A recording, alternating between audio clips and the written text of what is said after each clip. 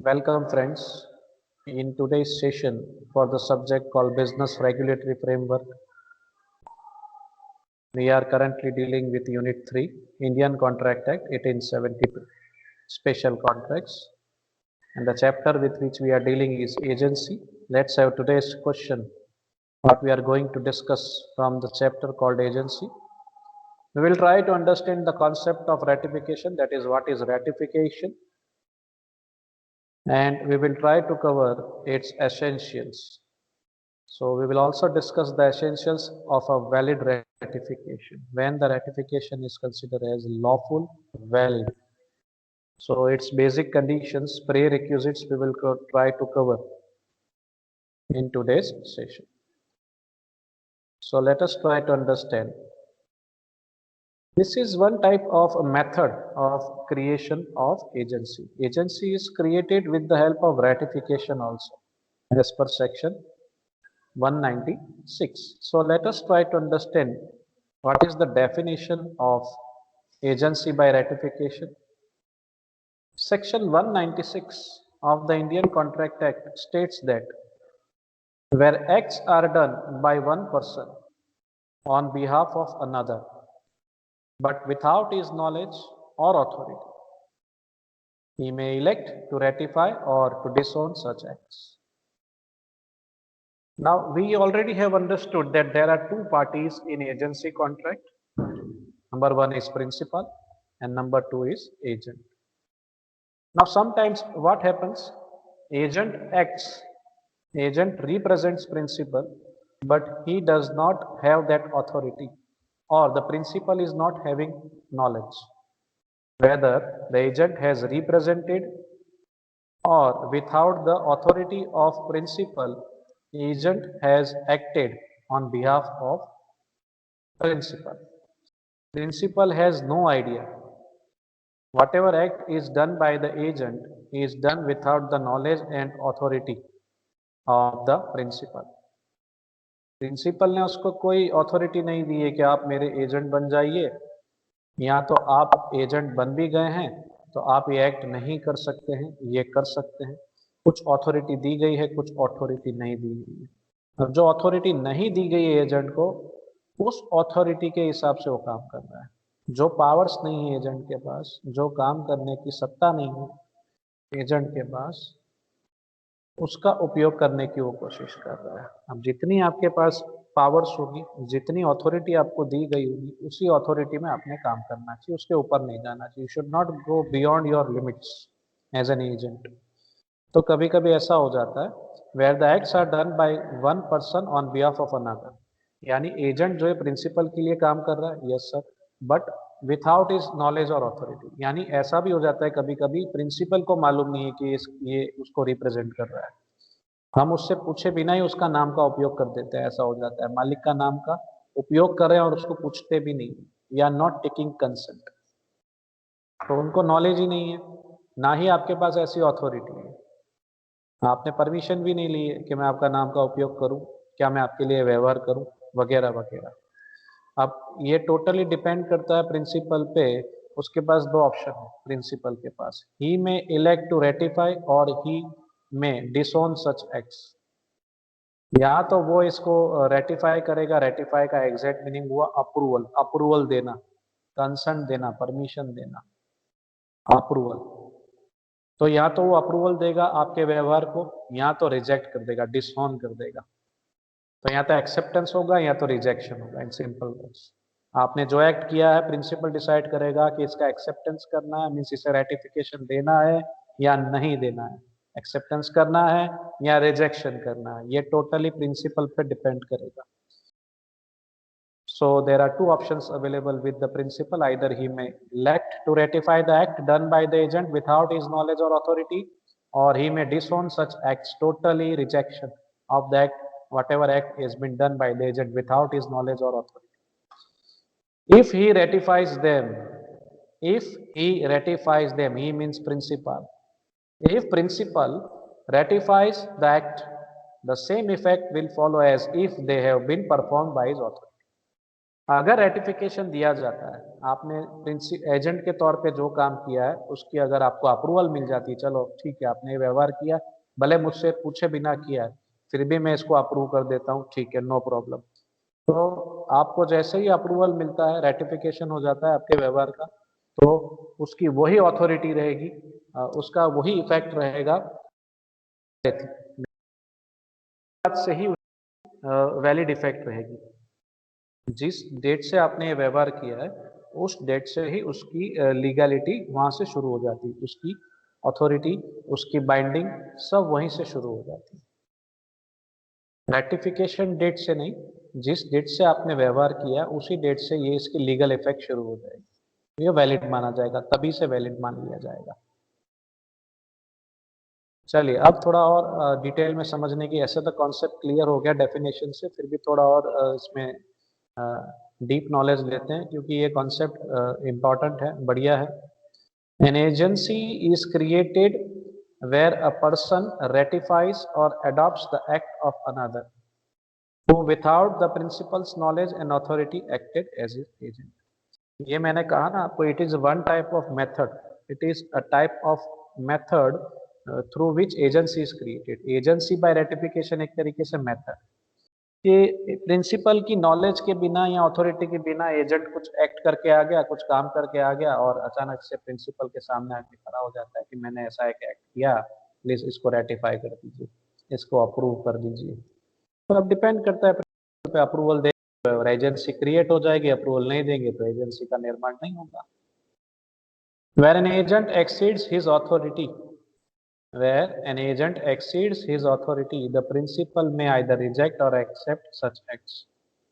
अगर एजेंसी का निर्माण होने के बाद वापिस मान लीजिए फ्यूचर में कोई ऐसा एक्ट किया एजेंट ने जो उसने अथॉरिटी के ऊपर जाके किया है, तो फिर से बात वहीं आके रुक जाएगी कि प्रिंसिपल उस एक्ट को एक्सेप्ट करेंगे या रिजेक्ट करेंगे। ऑब्वियसली प्रिंसिपल को फायदा होगा तो एक्सेप्ट करेंगे, उसको नुकसान हो रहा होगा तो रिजेक्ट करेगा आपकी इस एक्टिविटी से। यानी as an agent if you are acting for principal, अगर बेनिफिट होगा तो कोई भी स्वीकार कर लेगा, लेकिन लॉस होगा तो रिजेक्शन होगा। If the principal accepts the work done by agent he will be liable for the acts of the.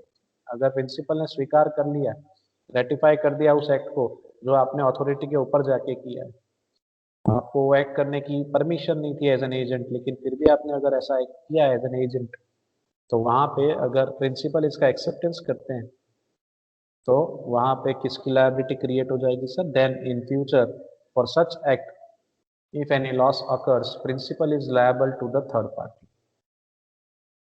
The effect of ratifying the act is that it places the parties in that position in which they would have been previously। इसमें effect वही रहेगी जो effect normal transactions में हमारी होती है, इसमें कुछ नया नहीं होगा। मैंने कहा वैसे रेटिफिकेशन जो डेट है, आज मान लीजिए आपने व्यवहार 10 दिन पहले किया और प्रिंसिपल से आज जाके आप बात कर 10 दिन पहले एक व्यवहार किया था, उधार माल बेच दिया, उधार माल बेचने की मेरे पास अथॉरिटी नहीं है, then also I have sell the goods on credit, please ratify it. मान लीजिए अगर रेटिफिकेशन मिल जाता है तो इसकी इफेक्ट 10 दिन पहले जब आपने व्यवहार की थी वहीं से रहेगी एज ए नॉर्मल ट्रांजेक्शन। जो सिचुएशन उस वक्त थी वही सिचुएशन रहेगी, उसमें कोई चेंजेस नहीं आएगा, रेटिफिकेशन मिल जाता है। एग्जाम्पल देख लेते हैं इसके ऊपर। X appointed Y as is agent to buy 300 bags of rice for him. X appointed Y as is agent, तो एक्स कौन हो गया सर? प्रिंसिपल हो गए। वाई कौन हो गए सर? एजेंट हो गए। एक्स ने वाई की अपॉइंटमेंट किया और उसे कहा है कि आपने क्या करना है सर? परचेसिंग करनी 300 बैग की राइस की। लेकिन वाई करता क्या है? In addition to buying 300 bags of rice, Y also buys 50 bags of wheat for X. थोड़ी ज्यादा परचेस कर ली ना। उसको कहा गया था कि आपने सिर्फ राइस परचेस करनी 300 बैग, तो जनाब ने गेहूं भी खरीद लिए, मीट भी खरीद लिए 50 बैग्स। फ्री हो तो ठीक है, लेकिन उसकी भी तो प्राइस लगेगी ना।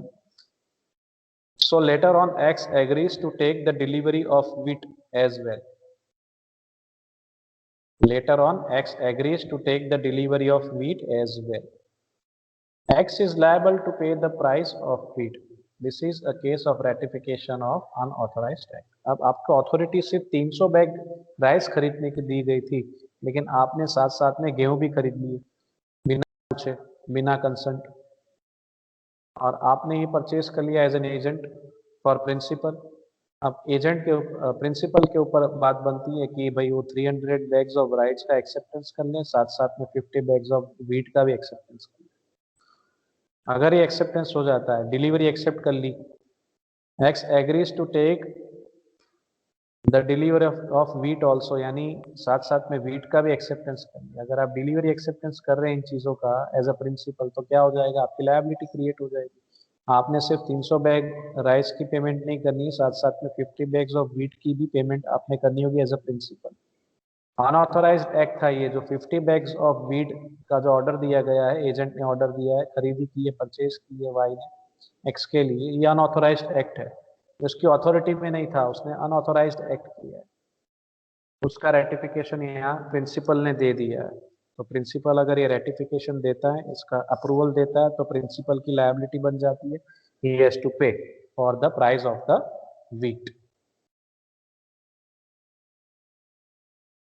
चलिए दोस्तों, अब चलते हैं डिटेल डिस्कशन पे related with the essentials of a valid ratification. कब रेटिफिकेशन वैलिड माना जाएगा, उसकी कुछ शर्तें हैं जो फुलफिल करनी है। अगर ये शर्तें पूरी होती है, if the following conditions are satisfied, then only the approval by the principal, the ratification made by the principal is valid, lawful and legal. So let us have the first point on the screen. The agent must act on behalf of principal. The agent must act on behalf of principal.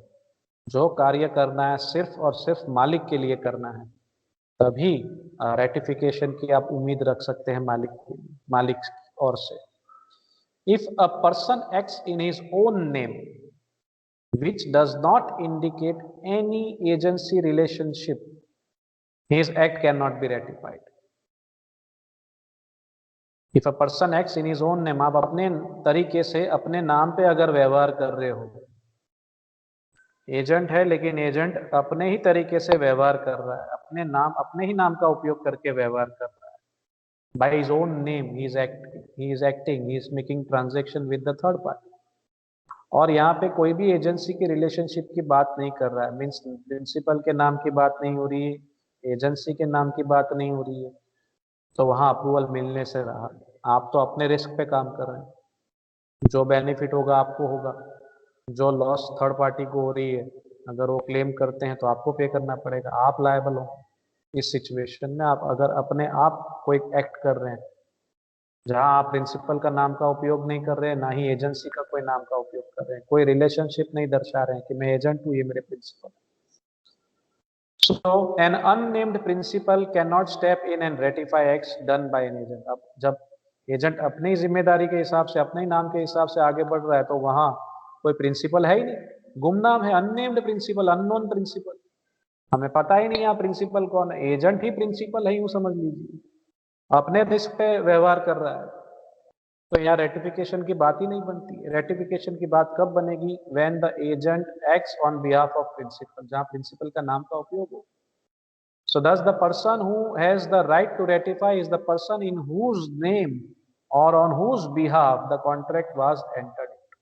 Ratification की बात तभी बनती है जब आप किसी के नाम का उपयोग करके कोई व्यवहार करते हैं, as in when you make transaction by using the name of other person who is your principal and you are acting as an agent, तभी रेटिफिकेशन की बात बनती, नहीं तो रेटिफिकेशन की बात बनती नहीं। आप अपने नाम के हिसाब से चल रहे हैं, अपने तरीके से व्यवहार करने की कोशिश कर रहे हैं, तो वहां कोई रेटिफिकेशन की बात बनेगी नहीं। No approval is required if the act is done by agent himself in his own name, it does not indicate any agency relationship. So as and when agency relationship is indicated, then only the matter of approval comes in front. Then only the right of ratification can be exercised by the principal for the unauthorized act done by the agent. Number two, existence of the principal at the time of contract, existence of the principal at the time of contract, जिस वक्त contract किया जा रहा है उस वक्त principal का अस्तित्व होना जरूरी है. He must be an alive person, उसका अस्तित्व होना जरूरी है, वो मौजूद होने चाहिए, वो प्रेजेंट होने चाहिए. चलिए, for valid ratification the principal must be in existence at the time when the act was done in his name. This is because the rights and obligations cannot attach to a non-existent person. जहाँ बात आती है अधिकार की और जिम्मेदारी की, तो वो सिर्फ एक अलाइव पर्सन, एग्जिस्टिंग पर्सन हो, उसी के साथ जुड़ा हुआ होगा. नॉन एग्जिस्टेंस पर्सन यानी जिसका अस्तित्व ही नहीं है, उसके अधिकार की बात क्या होगी, उसकी जिम्मेदारी की बात क्या होगी. अधिकार और जिम्मेदारी तभी होगी जब आपका अस्तित्व हो. तो ये जरूरी है कि जब भी व्यवहार किया जाए उस वक्त प्रिंसिपल का एग्जिस्टेंस होना कंपलसरी, यूं समझ लीजिए. एग्जाम्पल देखते हैं. When the promoters of a new company enter into contracts for the company which has not yet come into existence, the company cannot ratify such acts when contracts was entered into. The company means that is the principal was not in existence. पहले तो आपको relationship समझना होगा agency का. यहाँ agency का relationship क्या है? तो यहाँ जो कंपनी है, कंपनी को यहाँ प्रिंसिपल माना गया है, तो उसके एजेंट कौन हुए सर? प्रमोटर्स. इन दोनों के बीच में एजेंसी रिलेशनशिप है, ऐसा मानते हैं. तो कंपनी कौन हुआ सर? मालिक, प्रिंसिपल. और कौन हुए उसके? Promoters. Who are promoters? They are the first person who has an idea for starting a company, for commencing a company. ये वो बंदा है जिसके माइंड में, जिसके दिमाग में आइडिया आता है कि चलिए ना एक कंपनी स्टार्ट करते हैं, और ये सारी प्रोसीजर कंप्लीट करते हैं to start a company, to commence a company. तो प्रमोटर्स जो है भाग दौड़ करते हैं कंपनी के निर्माण के लिए, कंपनी की रचना के लिए.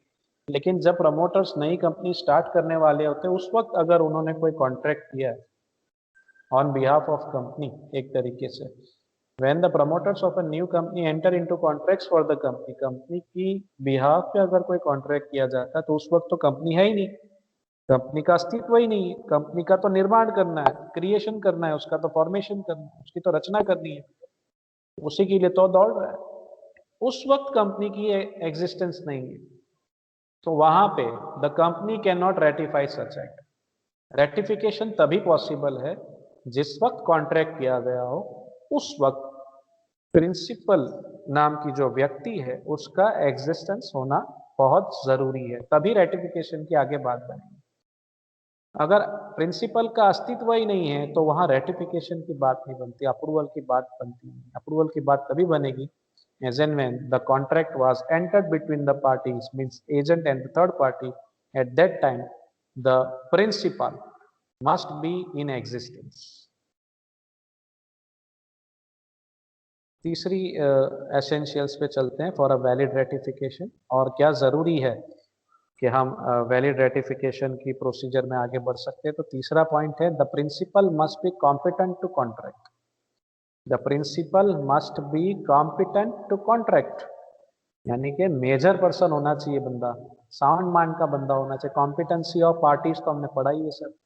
So for valid ratification the principal must be competent to contract both at the time of formation of contract and also at the time of ratification. यानी कॉम्पिटेंसी दोनों समय पे होनी चाहिए. जिस वक्त कॉन्ट्रैक्ट किया जा रहा है उस वक्त भी प्रिंसिपल कॉम्पिटेंट होना चाहिए. कॉम्पिटेंट में तीन बातें आ जाती है. What are the competencies of the parties? Number one, the person must be a major person, that means principal must be a major person. Number two, principal must be of sound mind. Number three, he must not have been disqualified by any law to which he is the subject matter. इन तीन शर्तों का अगर पालन किया जाता है दोस्तों, तो the principal can make ratification of the contract. Contract की फॉर्मेशन के वक्त बंदा कॉम्पिटेंट होना चाहिए, प्रिंसिपल कॉम्पिटेंट होना चाहिए. जिस वक्त रेटिफिकेशन देना है अप्रूवल देना है, उस वक्त पे भी, उस समय पे भी, उस टाइमिंग पे भी बंदा कॉम्पिटेंट होना चाहिए. So at the time of formation and at the time of ratification the principal must be a competent person. For example, a minor is not competent to contract. That is what we are knowing very well. Hence, on attaining majority, he cannot ratify the contracts made on his behalf during his minority. जब आप minor थे, minor के time पे अगर आपसे कोई contract किया जा रहा है और उसके बाद कॉन्ट्रैक्ट अगर कंटिन्यूशन में और आप मेजर हो जाते हैं, तो उस सिचुएशन में आपकी माइनॉरिटी के वक्त अगर आपसे कोई कॉन्ट्रैक्ट किया गया है, as and when you were minor the contract was entered with you as minority contract और on the basis of minority we can say, और अब आप मेजर हो गए हो उसी कंटिन्यूशन में, तो क्या अब ये जो पिछला कॉन्ट्रैक्ट था हमारा एज ए माइनर कॉन्ट्रैक्ट, क्या उसे हम मेजोरिटी के बेसिस पे कन्वर्ट कर सकते हैं, मीन्स उसको वैलिड कर सकते हैं, उसको रेटिफिकेशन दे सकते हैं? No sir. आप 17.5 साल के थे और आपने कॉन्ट्रैक्ट किया और कॉन्ट्रैक्ट चालू है.